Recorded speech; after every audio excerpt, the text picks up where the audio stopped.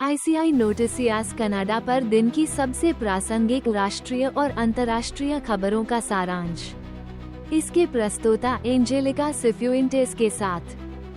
हाल ही में Canada post की हड़ताल, जो लगभग 1 महीने तक चली, का देश भर में पासपोर्ट और अन्य महत्वपूर्ण दस्तावेजों की डिलीवरी पर महत्वपूर्ण प्रभाव पड़ा है। हालांकि डाक परिचालन फिर से शुरू हो गया है, लेकिन बकाया मेलिंग के बैकलॉग के कारण मेल वितरण में देरी जारी रहने की उम्मीद है। ऐसा अनुमान है कि हड़ताल के दौरान 215,000 से अधिक पासपोर्ट आवेदन लंबित रह गए, जिसके परिणामस्वरूप डाक प्रणाली में भारी बैकलॉग हो गया। जिन लोगों को अपने पासपोर्ट की तत्काल आवश्यकता है, उन्हें प्राथमिकता प्रसंस्करण का अनुरोध करने के लिए सीधे पासपोर्ट कार्यालयों में जाने की सलाह दी जाती है। क्यूबेक में नगरपालिका अधिकारियों का सामूहिक इस्तीफा एक बढ़ती चिंता का विषय बन गया है, जिससे स्थानीय सरकारों के भीतर महत्वपूर्ण रिक्तियां हो गई हैं और सामुदायिक स्तर पर शासन के बारे में अनिश्चितता पैदा हो गई है। प्रांतीय सरकार ने इन चिंताओं को दूर करने के लिए कार्रवाई करने का वादा किया है, लेकिन अभी तक कोई ठोस समाधान लागू नहीं किया गया है। टोरंटो पुलिस ने डिजिटल धोखाधड़ी के एक नए रूप के बारे में निवासियों को चेतावनी देते हुए एक तत्काल चेतावनी जारी की है, जो हिंसक और स्पष्ट छवियों के साथ धोखाधड़ी वाले पाठ संदेशों का उपयोग करती है। ये घोटाले पीड़ितों को तत्काल भुगतान करने या उन्हें संवेदनशील व्यक्तिगत जानकारी देने के लिए भावनात्मक रूप से हेरफेर करने का प्रयास करते हैं। पीड़ितों को एक अवांछित पाठ संदेश प्राप्त होता है। संदेश की सामग्री में प्रत्यक्ष धमकी या संकेत शामिल हैं कि कोई प्रियजन खतरे में है। स्कैमर्स परेशान करने वाली छवियां जोड़ते हैं, जैसे हेरफेर की गई तस्वीरें जो हिंसक दृश्यों, गंभीर चोटों या बेहद खतरनाक स्थितियों को दर्शाती हैं। इन छवियों का उद्देश्य पीड़ित को डराना और दहशत पैदा करना है।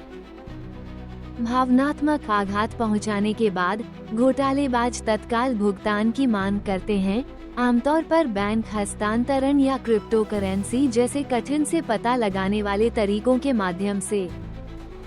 यदि पीड़ित जवाब नहीं देता है या भुगतान करने से इनकार करता है, तो धोखेबाज दबाव बढ़ाने के लिए अधिक डराने वाले संदेश भेज सकते हैं। संदेश का उत्तर न दें, भुगतान न करें या व्यक्तिगत जानकारी साझा न करें। नंबर को ब्लॉक करें और स्थानीय अधिकारियों को इसकी सूचना दें। राष्ट्रपति जो बिडेन के नेतृत्व में वर्तमान अमेरिकी प्रशासन डोनाल्ड ट्रंप के उद्घाटन की प्रत्याशा में यूक्रेन को सैन्य और वित्तीय सहायता के वितरण में तेजी लाने के लिए काम कर रहा है।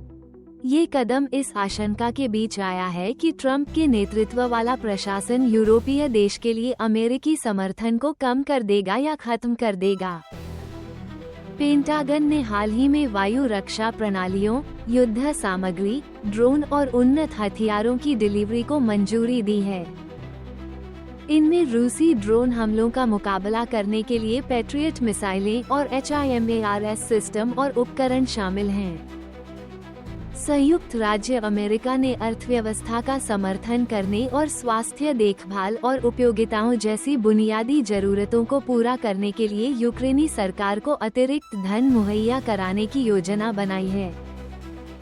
कांग्रेस वर्तमान में यूक्रेन को अतिरिक्त $60 बिलियन आवंटित करने पर चर्चा कर रही है। वाशिंगटन ने अपने नाटो साझेदारों के साथ अपनी बैठकें तेज कर दी हैं, ताकि यह सुनिश्चित किया जा सके कि यूक्रेन के लिए समर्थन केवल संयुक्त राज्य अमेरिका पर निर्भर न रहे। अमेरिका की एक संघीय अपील अदालत ने उस फैसले को बरकरार रखा है, जिसमें पूर्व राष्ट्रपति डोनाल्ड ट्रंप को लेखक और स्तंभकार जीन कैरोल को $5 मिलियन का हर्जाना देने की आवश्यकता थी, जिन पर उन्होंने यौन उत्पीड़न और मानहानि का आरोप लगाया था। ये कदम 2024 के चुनावों में राष्ट्रपति पद पर लौटने के उनके अभियान में ट्रंप के लिए एक झटका दर्शाता है। एक अपील अदालत ने मई 2023 के फैसले को बरकरार रखा है, जिसमें एक जूरी ने ट्रंप को जीन कैरोल के खिलाफ दिए गए सार्वजनिक बयानों के संबंध में यौन उत्पीड़न और मानहानि के लिए उत्तरदायी पाया। कैरोल ने ट्रंप पर 1990 के दशक में न्यूयॉर्क के एक लग्जरी स्टोर के ड्रेसिंग रूम में उनका यौन उत्पीड़न करने का आरोप लगाया था। हालांकि अदालत ने इस कृत्य को न्यूयॉर्क कानून के तहत बलात्कार के रूप में वर्गीकृत नहीं किया, लेकिन यह निष्कर्ष निकाला कि यौन उत्पीड़न हुआ था और कैरोल को बदनाम किया गया था जब ट्रंप ने आरोपों से इनकार किया और सार्वजनिक रूप से उसे अपमानित किया। ट्रंप ने यौन उत्पीड़न के लिए $2 मिलियन का मुआवजा देने का आदेश दिया। कैरोल के बारे में उनकी बाद की टिप्पणियों से उपजी मानहानि के लिए $3 मिलियन, जिसमें उन्होंने उसे झूठा कहा और सुझाव दिया कि वह राजनीति से प्रेरित होकर काम कर रही थी। अफगानिस्तान में तालिबान शासन ने महिलाओं पर प्रतिबंध कड़े कर दिए हैं। गैर सरकारी संगठनों को अपनी सभी महिला कर्मचारियों को नौकरी से निकालने का आदेश दिया है।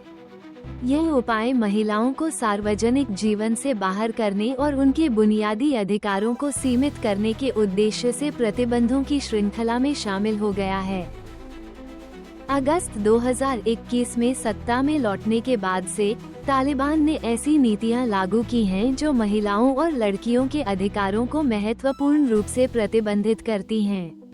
इन उपायों में माध्यमिक विद्यालयों और विश्वविद्यालयों में नामांकन पर प्रतिबंध, कार्यस्थलों पर प्रतिबंध और आवाजाही की स्वतंत्रता पर प्रतिबंध शामिल हैं।